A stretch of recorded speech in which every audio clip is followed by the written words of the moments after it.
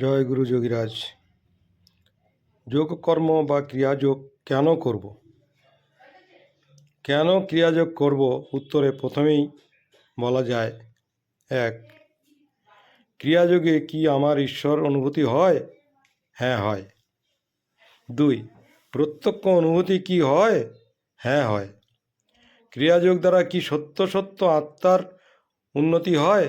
হ্যাঁ হয়। 4. ক্রিয়াযোগ কি বিজ্ঞানসম্মত? হ্যাঁ, বিজ্ঞানসম্মত। 5. ক্রিয়াযোগ কি শাস্ত্রসম্মত? হ্যাঁ, শাস্ত্রসম্মত। 6. ভগবান শ্রীকৃষ্ণ কি নিজে শাস্ত্রসম্মত ক্রিয়াযোগ মানব জাতিকে করার উপদেশ দিয়েছেন? হ্যাঁ, ক্রিয়াযোগ করার উপদেশ অর্জুনকে দিয়েছেন। 7. ক্রিয়াযোগ কি আবেগহীন সাধনপথ? হ্যাঁ, ক্রিয়াযোগ আবেগহীন সাধনপথ। আরও অনেক কারণ আছে। সব জিজ্ঞাসার একই উত্তর, হ্যাঁ, ক্রিয়াযোগ করণীয়। তাহলে ক্রিয়াযোগ করে তার উপকার কেন আমি নেব না? ক্রিয়াযোগ করে আমার সত্যই ঈশ্বরানুভূতি হবে, তাই ক্রিয়াযোগ করব।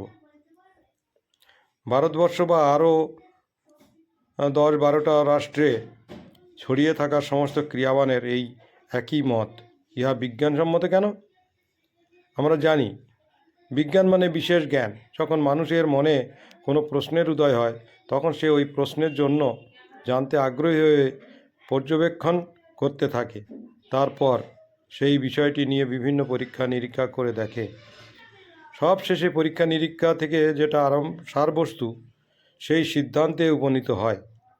আমাদের দেশের বিজ্ঞানী স্যার জগদীশচন্দ্র বসু এইভাবেই আবিষ্কার করে সিদ্ধান্ত দিলেন যে গাছের প্রাণ আছে, গাছেরও বেদনা অনুভূতি হয়।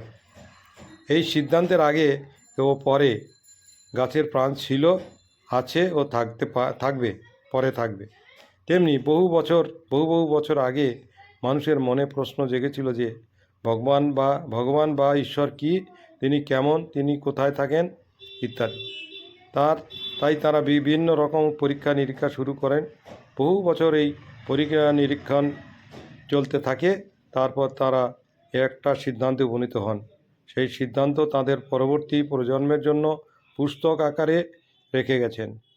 যারা এই মহান কাজটা করলেন তারা হলেন মুনি বা ঋষি। আর যে কর্ম করে তারা ওই সিদ্ধান্ত নিলেন তা হলো যোগ কর্ম। তারা বললেন, ভগবান বা ঈশ্বর স্থির ও অচঞ্চল, কিন্তু তিনি সব জায়গায় স্থির অবস্থায় চিরবিদ্যমান সনাতন। তাকে জানতে হলে যোগ কর্ম বা ক্রিয়াযোগ করে তবেই প্রত্যক্ষ অনুভূতি পাওয়া যায়। তাদের এই সিদ্ধান্তে উপনীত হওয়ার আগে ও যোগ ছিল, আর পরবর্তীকালেও যোগ আছে, এবং যতদিন সৃষ্টি থাকবে ততদিন যোগ থাকবে। আমরা মান্য করি বা না করি, কোনো জন্মে এসে এই কর্ম করতেই হবে।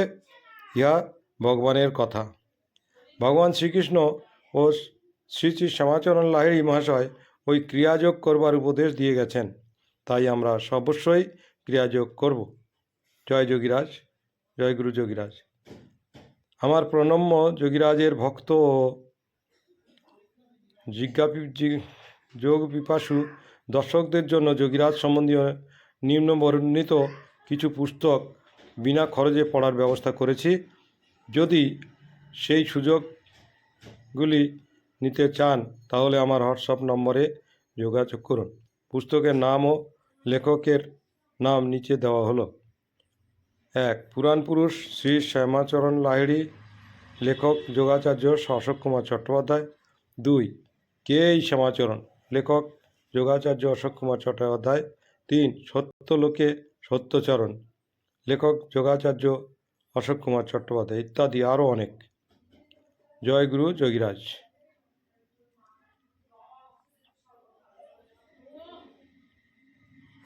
আগামী 22 ফেব্রুয়ারি 2026 রবিবার বেলা 2:05 যোগাচার্য অশোক কুমার চট্টোপাধ্যায়ের তিরোধান দিবসে বাগবাজারের গৌড়ীয় মঠের অডিটোরিয়ামে গিরিশ মঞ্চের ঠিক টিকিট কাউন্টারের বিপরীতে তাকে শ্রদ্ধা ও ভক্তি জানাতে একটা ক্ষুদ্র অনুষ্ঠানের আয়োজন করা হয়েছে। এই অনুষ্ঠানে সমগ্র যোগ প্রেমী বা ক্রিয়াপ্রেমী মানব জাতিকে আহ্বান জানাই। জয় গুরু।